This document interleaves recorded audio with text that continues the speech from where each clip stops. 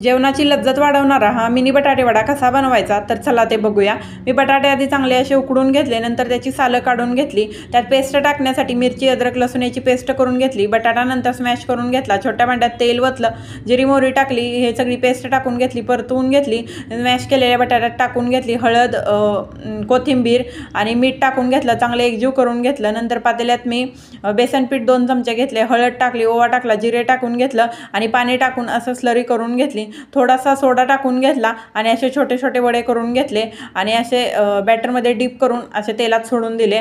एकदम सोपी आणि साधी पद्धत आहे, एकदम पटकन होतात, वरून खुसखुशीत आणि आतून एकदम मऊ लुसलुशीत असे वडे बनतात आणि जेवणाचे खरंच एकदम टेस्ट अप्रतिम होते हे वडे जर असले तोंडी लावायला।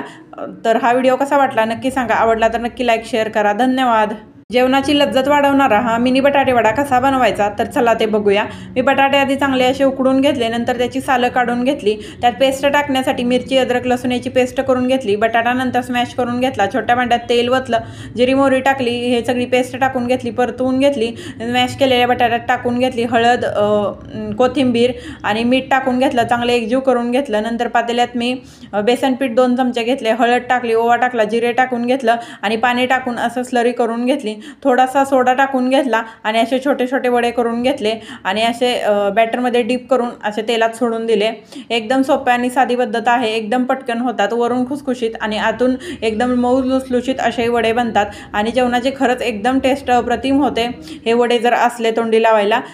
तर हा व्हिडिओ कसा वाटला नक्की सांगा, आवडला तर नक्की लाईक शेअर करा। धन्यवाद।